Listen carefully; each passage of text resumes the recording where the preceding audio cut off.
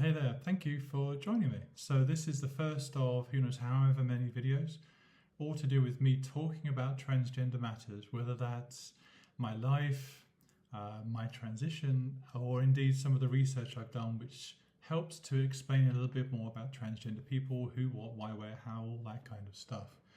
This first episode is all to do with me at the age of 58. Miraculously, some would say, having gone to bed the night before as a guy, on the 1st of September 2023, I started my life full-time as Maria. And, how did that happen? There were a lot of people with with a number of preconceptions around transgender people, and, it'll be a surprise, therefore, to some that so late in life, how could I not have known, all that kind of stuff. So at the age of 58, I became Maria full-time, and I haven't looked back since. So how could that possibly happen? Well, realistically, to understand that, you just have to understand my life, and my life is one example of the kind of lives that we all lead. When I was young, there was only ever male and female. There were no stereotypes of transgender people visible. I didn't know any transgender people. I didn't know living as a transgender person was possible. And the heavy reinforcement of regular life, male, female, nuclear families, all of that kind of stuff was all around. But related to that is a sort of an inbreeding of fear of being different. At least that's how I took it into my life. I felt I had to conform. I felt I had to be normal, to use that expression. I had to fit in. I had to do what was right. I had to do what was expected. I had to do all of these things. And being different in the way of being transgender was never discussed. But somehow you kind of knew that it was wrong or wasn't normal, would be how I would take on how I internalized everything back in the day. Nonetheless, from the age of 4, apparently, I was busy occasionally borrowing my sister's clothes, my mother's clothes, and that sort of secret part-time borrowing of female clothes, however I could get them through, when I was at home, it was my mother's and my sister's clothes. When I went to university, I started buying a few items for myself and dressing a little bit in my bedroom, always in secret, never going out, never dreaming of going out. I would never have thought about going out in public back in those days. And that reflects to a degree my own personality as it was back then. All of our life stories are very individual, and all of our influences come from all sorts of places and then express themselves in different ways. Me, I was paranoid of everyone else's opinions. I had no confidence. Back then, I didn't have any dreams as a human being, as an individual. I do now.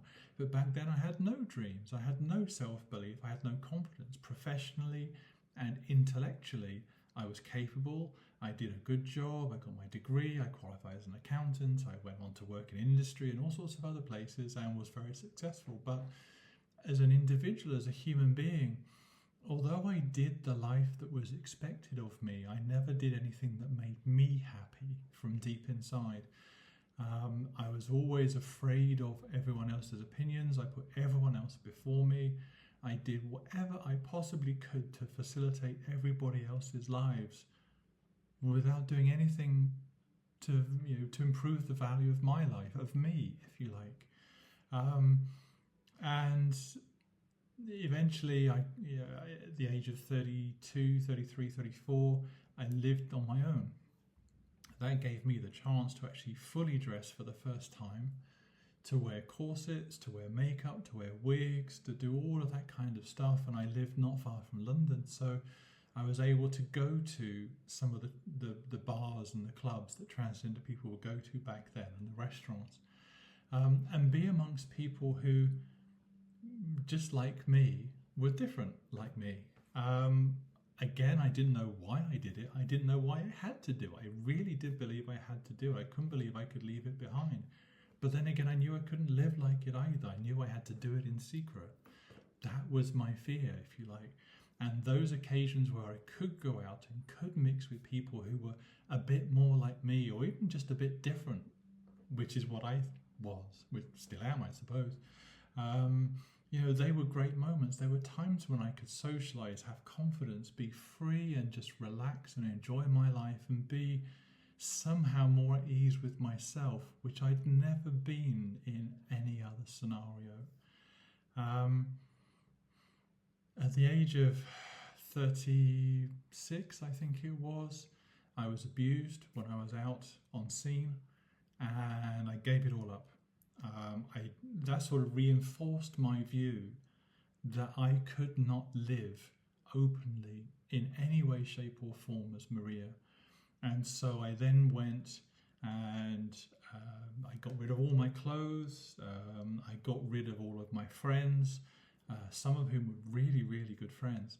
And I went on eventually to get married, and I stayed married for 20 odd years. And I did everything I could, again, because of my fear, because of my desire to serve other people, to keep the marriage going. It's kind of what was expected. It's what was right. When you're married, you have obligations and duties, and I'm very strong on trying to deal and deliver against my obligations and duties. I don't like letting people down. It's kind of a byproduct of trying to help everybody all the time, is you don't want to let anyone down. And that marriage continued for 20 odd years, and throughout the entirety of that marriage, I didn't dress. There were still things going on in my head saying trans something, transvestite, transgender, whatever. And I would occasionally visit transgender chat rooms and talk to girls and stuff like that, all against the spirit of the marriage, and obviously that's not a good thing. But all a demonstration that somehow or other, despite my fear, I couldn't let go of the trans thing, whatever version of trans it was, from my life. When eventually the marriage collapsed for no reason to do with Maria or being trans, having then picked through the wreckage of the marriage and got myself straight and bought my own house and just generally dealt with the stress and the hassle that comes with all of the things to do with divorce, I found myself one day sitting and wondering, what am I going to do with my life? I'm a single person. I have a small house. I don't have much money, but money's not important. Material things aren't important. What matters is about being happy. And I thought back to my life of the times when I had ever been happy.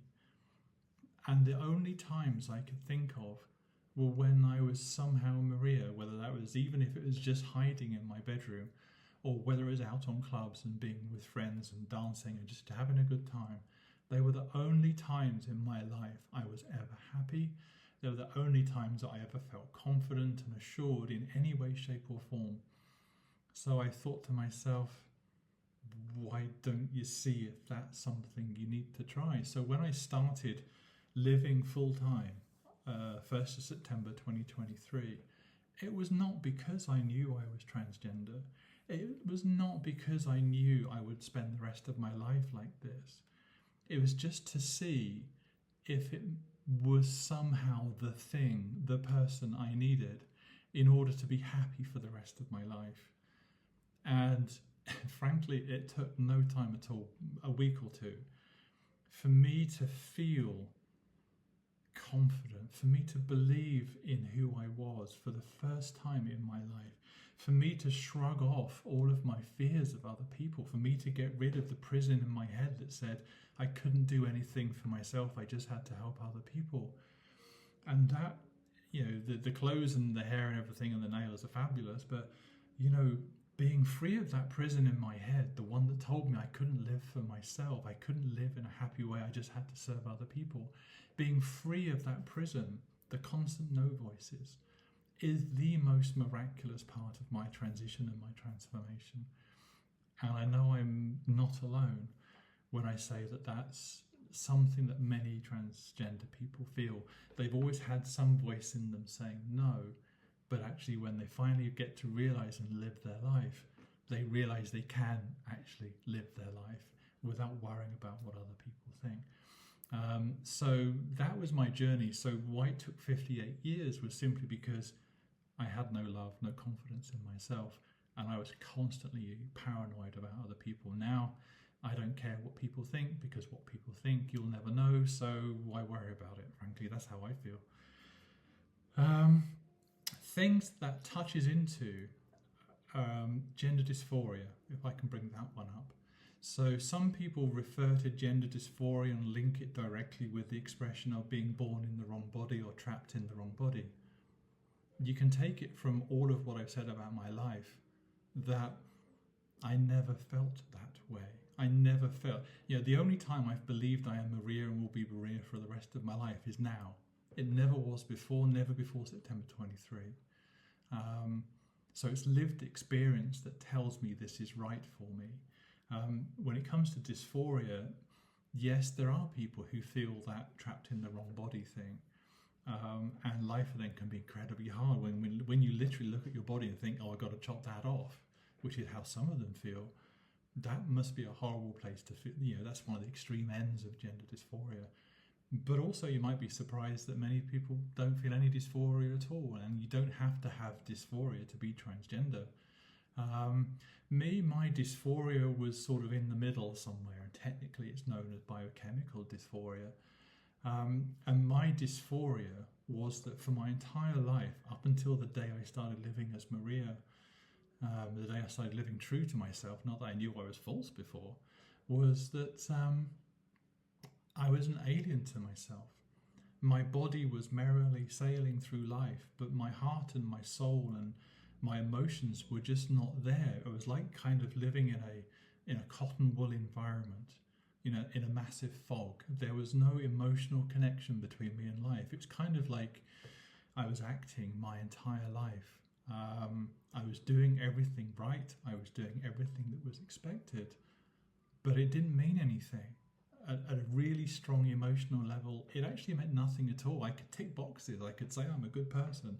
I could say I've provided for the family. I could say I've contributed to the NHS. One of my jobs was in the NHS. I could tick all of those boxes, but I couldn't tick the box that said happy or emotional. And so, like I say, my dysphoria was this massive separation, a non-existence of emotion in my life. Some people say, they talk about the lights are on and nobody was home. Well, my lights were barely on and absolutely nobody was home, but I'm full out and blaring now. Back in the old days, my ex-wife, she had 3 children, and they used to refer to me as man of few words. You couldn't get a word out of me. At work, I could do the transactional stuff, I could lead teams, I could resolve negotiations, I could do a whole bunch of stuff like that. But that's very technical and very specific and not at all personal in a way.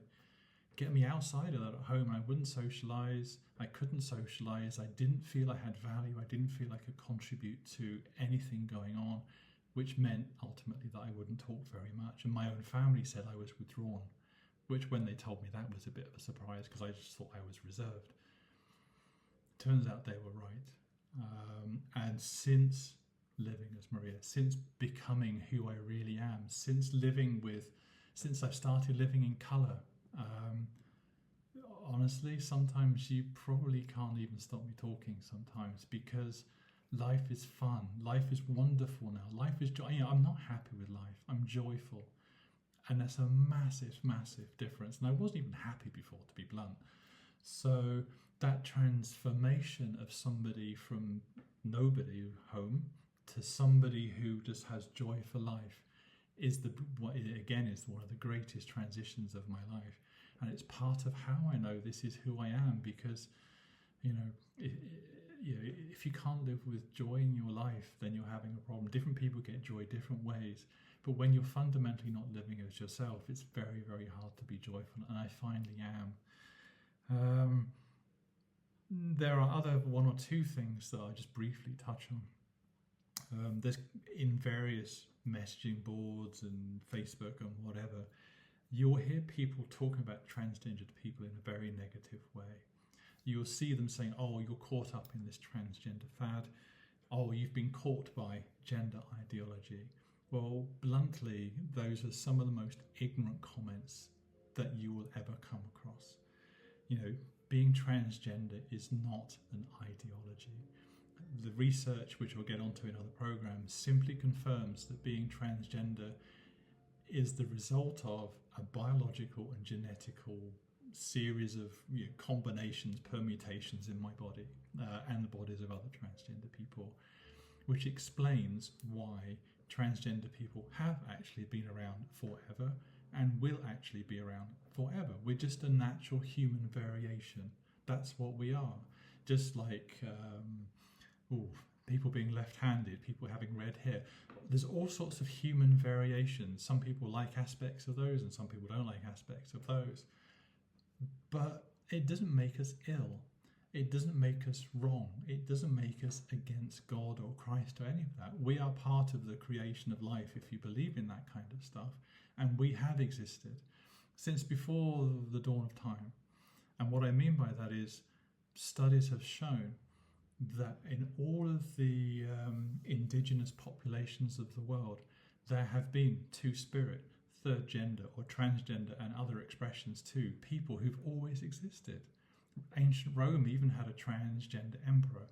And, when you look at that, there's no fad there. There's no ideology there. We've simply always been, because we simply have a human condition, and therefore we simply need to be allowed to live and love and be open and happy, the same as everyone else should be allowed to live openly and happy, as long as they're not doing bad things or whatever. We're just normal people in that sense. We're a variation of humanity, as simple as. So please, take all that on board. It's probably a lot to take in. This is 16 minutes. Oh my God, that's way too long. I told you I could talk too much. But it's simple. Yeah. Why do people transition late? Because life gets in the way, because they don't have confidence. Are they caught up in fads and ideologies? No, there is no such thing as gender ideology as this relates to transgender people. So that's the summary of the day, if you like. I hope that's been helpful and not entirely rambly. It's taken me hours to get to this video, so hopefully I'll get better as they go. But nonetheless, it's a sharing of my life and a sharing of the reasons why actually transgender people are just as normal as anybody else and just deserve to be able to live openly with respect and acceptance like everybody else. Okay, thanks so much. Peace and love always. Bye now.